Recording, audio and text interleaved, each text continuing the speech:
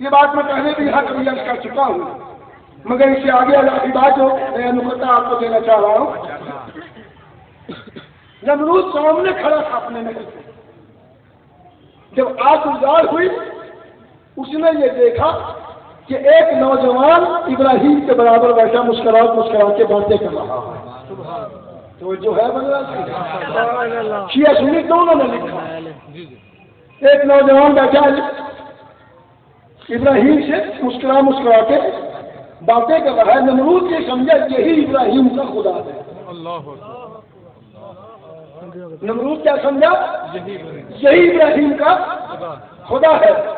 اب وہ اسی جستجو میں اپنے محل سے نیچے اترا، اتنے نیچے اترا ابراہیم وہاں سے اٹھے اور اس آگ سے گلزار ہوئی آگ سے باہر تشریف لائے۔ نمرود نے دیکھا کہ تنہا ابراہیم آ گئے ہیں۔ پوچھا کہ تمہارے ساتھ جو نوجوان بیٹھا جس سے تم بات کر رہے تھے وہ تمہارا خدا؟ ابراہیم نے کہا نہیں، میرا وہ خدا نہیں تھا، میرا خدا وہ نہیں تھا۔ کہا وہ کون ہے؟ کہا وہ ہے جو ہم انبیاء کی چھپ کے مدد کرتا ہے اور آخری نبی کی کھل کے مدد کرے گا۔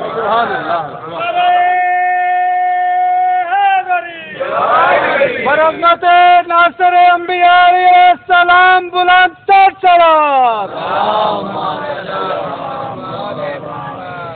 انبیاء کی چھپ کے مدد کرتا ہے اور آخری کی کھل کے مدد کرے۔ اچھا بتائیے یہ جو جل کے ابھی آگ سے جل نبی کی آگ گزار ہو گئی، اچھا باہر آئے ہیں یہ جب گئے تھے تو رسیوں سے بندھے ہوئے تھے، اب جب آئے ہیں تو رسی سے آزاد ہیں۔ رسیے کہاں گئی؟ رسیے کہاں گئی؟ رسی بابو جل گئی، رسی جل گئی، ساری رسی جو ابراہیم کے لپیٹے ہوئے تھی وہ جل گئی۔ ابراہیم آزاد ہو گیا، اگر نہ جلتی تو کیسے کیسے باہر آتے؟ چل کے کیسے آتے؟ باہر آئے اس لیے کہ رسیاں جل گئی۔ اب دیکھو رسیاں وہ تھی جو نبی کے جسم سے لپٹی ہوئی تھی۔ کیا کہا میں نے؟ رسیاں وہ تھی جو نبی کے جسم سے لپٹی ہوئی تھی، مگر جس کو چلنا ہے وہ چل کے رہتا ہے، چاہے نبی کے جسم ہی سے کیوں نہ لپٹا ہو۔ چلنا ہے جس کو وہ ہر حال چل کے رہتا ہے، چاہے نبی کے جسم سے ہی کیوں نہ لپٹا ہو۔ رسی چل گئی مگر کپڑے نہ جلے۔ پہلی بات تو پہلا کپڑے بھی تو پہنے ہوئے تھے نا، کپڑے کیوں نہیں جلے؟ رسی کیوں جلی؟ دو فرق ہے، ایک ہی فرق یہی ہے کہ رسی جو باندھی تھی وہ نمرود نے باندھی تھی، کپڑے جو پہنے تھے وہ نبی نے خود پہنے تھے۔ کپڑے نبی کی مرضی کے تھے، رسی نمرود کی مرضی کی تھی، تو جب نبی کی مرضی کے ہوں گے وہ بچ جائیں گے، جو نمرود کی مرضی کے ہوں گے وہ چل جائیں گے۔ اور وہیں سے نمرود نے ہاتھ پکڑا ابراہیم کا اور کہا، اس کی ایک ہی بیٹی کی خوبصورت بیٹی تھی، اس نے کہا میری بیٹی کا رشتہ دے دو۔ کیا کہا نمرود نے؟ میری بیٹی کا رشتہ لے لو۔ یاد رکھیے جب حق کی تعمیروں سے کوئی بھی چارہ نہ رہے تو گھر کے رشتوں کی آنکھیں کی جاتی ہے، رشتے دیے جاتے ہیں۔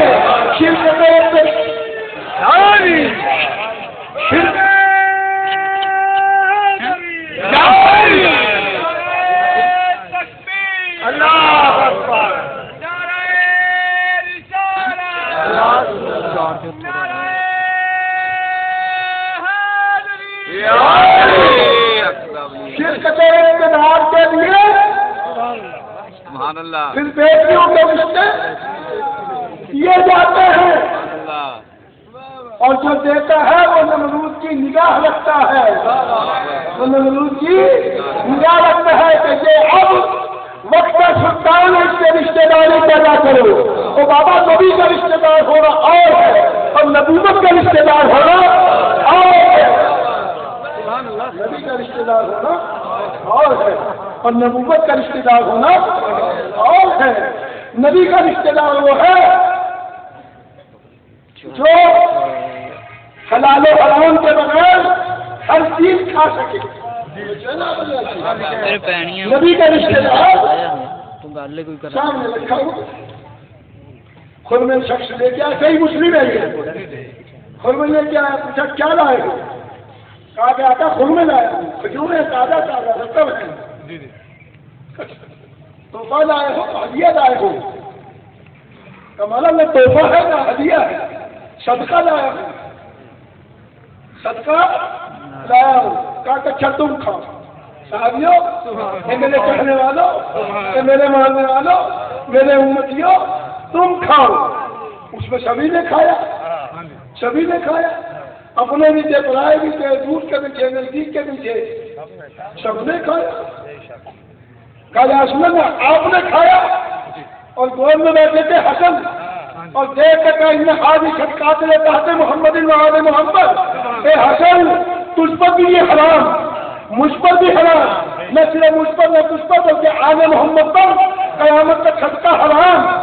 اور جو سامنے بیٹھے نے کہا کہ تم پر حلال، اگر حلال و حرام ایک ہو سکتے ہیں تو اصحاب و آل بھی ایک ہو سکتے ہیں۔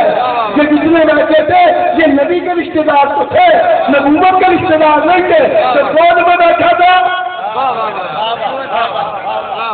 وہ نبوت کا رشتے دار، وہ نبوت کا رشتے دار۔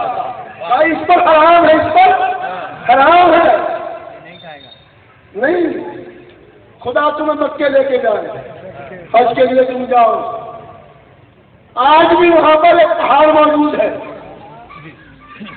ڈائنامیٹ سے مشینوں سے پوری کوشش کر لی سعودی گورنمنٹ نے، مگر وہ پہاڑ نہیں ٹوٹا، اور وہ کوہ ابو شمشان کے نام سے موجود ہے۔ ابو شمشان اپنے قبیلے کے سردار کا پیغمبر نے کہا کہ جو ابو شمشان تم اپنے قبیلے کو مسلمان کرو، میں تمہیں 100 اونٹ دوں گا، میں تمہیں 100 اونٹ دوں گا۔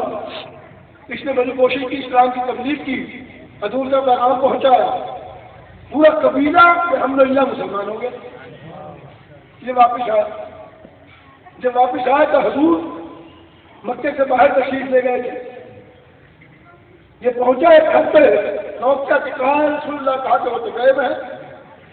کہا کہ رسول کا ہے کہ جو وعدہ پورا کرے، تو جو ہے بنا رسول کا میں جلدی میں واپس آنا چاہتا ہوں، رسول نے مجھ سے وعدہ کیا تھا، میں نے قبیلہ مسلمان کر دیا، رسول 100 اونٹوں کا وعدہ کیے ہوئے ہیں، کوئی ہے جو محمد کا وعدہ پورا کرے؟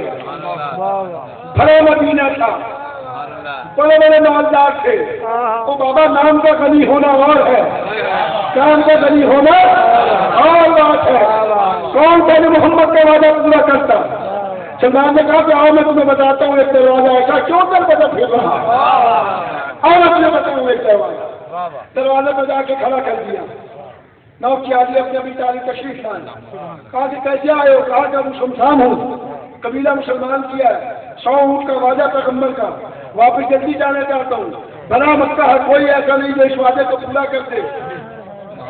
یہ شخص مجھے لیا کہتا کیوں در بدر پھرتا، ایک ہی دروازہ ہے جہاں سے محمد کے وعدے پورے ہوں گے، محمد کی باتوں کو اپنی جامع اگر کوئی دروازہ پہنچا سکتا ہے تو وہی ایک دروازہ ہے۔ اگر آپ میں ہے یہ، آپ اس حیثیت میں ہیں تو وہ وعدہ پورا فرمائیے۔ آپ نے رسول نے کہا کہ کھڑا رہو، میں بھی آتا ہوں۔ واپس آپ اندر گئے، جا کے حسن کی انگلی پکڑ کے لائے، جو ہے بدلا حسن کی انگلی پکڑ کے لائے اور کہا کہ حسن جاؤ اس کا مطالبہ پورا کر دو۔ فرما رہے نا، جاؤ حسن اس کا مطالبہ پورا کر دو۔ حسن گئے، اس پہاڑ پہ جا کے کھڑے ہوئے، انگلی کا اشارہ کیا، رسی برآمد ہوئی، ہاتھ میں پکڑا کے ابو شمشان کے کہا کہ یہ لے رسی ہاتھ میں، پیچھے پلٹ کے نہ دیکھنا، پیچھے پلٹ کے نہ دیکھنا۔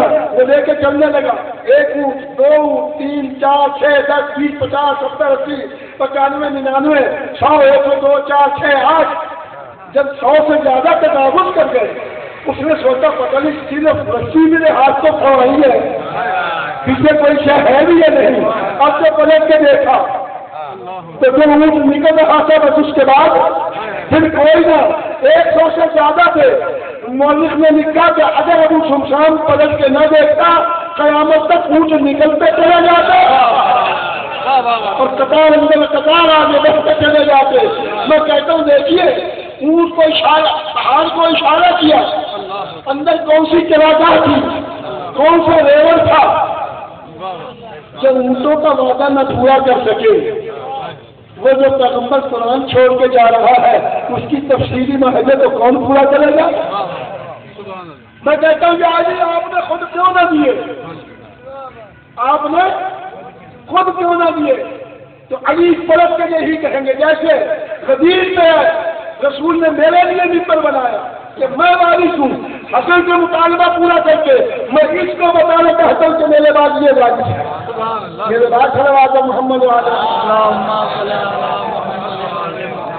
میرے بعد یہ وارث ہے. اور ہم یہی کہتے چلے جائیں دیکھو محمد کی جگہ پہ اسی کو بٹھاؤ جو محمد جیسا ہو. یہ دعویٰ سوائے اپنے بیٹے پیغمبر کے اور کوئی نہیں کر سکتا, نہ کسی نے کیا. ہم ان میں سے میں دیکھو مجلس ریکارڈ ہو رہی ہے, تصویر بھی بن رہی ہے اور آواز بھی نکال رہی ہے. آج سے 20-25 سال پہلے صرف آواز ریکارڈ ہوتی تھی, تصویر نہیں آتی. اب تصویر بھی ساتھ آنے لگی اور آواز بھی ساتھ آنے لگی. مشینوں سے بھی اب مٹھی میں آ گئی, مٹھی میں تصویر بھی لے لو اور آواز بھی لے لو. تمہیں ابھی لیٹسٹ ورژن جو میں نے وہ مقالہ پڑھا مانچسٹر لیب کا جس پر وہ ورک کر رہے ہیں, وہ کہتے ہیں کہ نہیں یہ جو ہم آوازیں نکالتے ہیں وہ فضا میں تحریر نہیں ہوتی, ختم نہیں ہوتی, موجود رہتی ہے. آوازیں بھی محفوظ رہتی ہیں, ہمارا عکس بھی وہاں موجود رہتا ہے. وہ کوشش میں لگے ہیں کہ ایسے انسٹرومنٹ, ایسی مشینیں, ایسی ایجادات کر دیں کہ 50 سال, 100 سال, 200 سال, 500 سال, 1000 سال پرانی آوازوں کو بھی منظر عام پر لے آیا جائے اور جو بولنے والا ہے اس کی تصویر بھی ساتھ آ جائے. کہ میں نے پڑھا تو میرے دل میں ایک ہی خواہش آئی اور وہ خواہش میں آپ کے سامنے بھی رکھ رہا ہوں. دعا کرا کہ خدا کرے یہ تحقیق میری زندگی میں آ جائے, یہ زندگی میری زندگی میں یہ تحقیق آ جائے. جب آ جائے گی تو پہلا کام جو میں سمجھ کر چاہوں گا وہ ممبر سے یہی چاہوں گا کہ پچھلے 30 سالوں سے میں اس ممبر سے بار بار کہتا رہا ہوں, ہر مجلس میں کہا, ہر عشرے میں کہا, ہر سال کہتے ہیں کہ پیغمبر جاتے ہوئے کہہ کے گیا تھا ملک کا مولا ہو, صحابہ علی مولا, دنیا ہماری بات نہیں مانتی. اور جس دن یہ تحقیق آ گئی تو پہلا کام یہ کہیں گے نبی کا ذوق ہوگا, نبی کا ہاتھ ہوگا, علی بلند ہوگا اور میرے نبی کہہ رہے گا ملک کا مولا, صحابہ علی مولا. یہ تحقیق آئے پھر ہم کہیں گے کشمیر بھی دیکھو نبی کی, علی کا اٹھنا دیکھو, فرمان بھی دیکھو, بیان بھی دیکھو, تب یقین آئے گا. پیغمبر نے کیا کہا تھا, جس کے لیے کہا تھا, کب کہا تھا, کتنا کہا تھا, یہی تو کہا تھا من کنت مولا فہذا علی مولا. جس کا میں مولا ہوں اس کا یہ علی مولا ہے. جو نبی کو مانتا ہے مولا وہ علی کو مولا مانے گا.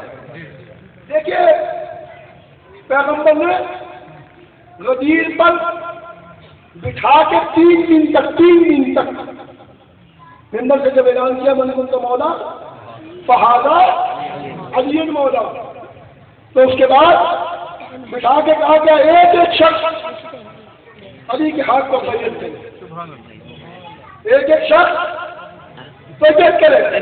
اور غدیر واحد حدیث ہے جو متفق علیہ ہے. 1,20,000 صحابہ کرام موجود ہیں, تمام المومنین نواب پیغمبر موجود ہیں, پنجتن پاک موجود ہیں, اصحاب ازواج اور آل تینوں موجود ہیں مکمل نام سے, مگر بخاری نے اس کو نہ لکھا. بخاری نے اس کو نبی کا بتاؤ بخاری کی بات مانو یا نبی کی بات مانو؟ بخاری کی بات مانو یا صحابہ کی بات مانو؟ بخاری کی بات مانو یا اخلاق کی بات مانو؟ بخاری کی بات مانو یا حال کی بات مانو؟ کیا کہہ کے گیا من کنت مولا صحابہ علی المولا کھڑے ہوا جیسے پیغمبر نے کہا کہ نعمان فارغ نے آگے بڑھ کے کہا یا رسول اللہ آپ نے نمازیں ہمیں کہی، ہم نے نمازیں پڑھی، آپ نے روزوں کو کہا روزے رکھے، آپ نے حج کو کہا ہم نے حج کیا، آپ نے ہجرت کے لیے کہا ہم نے ہجرت کیا، آپ نے جہاد کے لیے کہا ہم نے جہاد کیا. اب جاتے جاتے آپ علی کو ہمارے سر پہ مسلط کر کے جا رہے ہو. اگر اپنی مرضی سے ہے یا خدا کی مرضی سے. پیغمبر نے کہا ہمارے ہوا بات ہوا میں بتاؤ نہیں کہ بولتا ہی نہیں ہوں.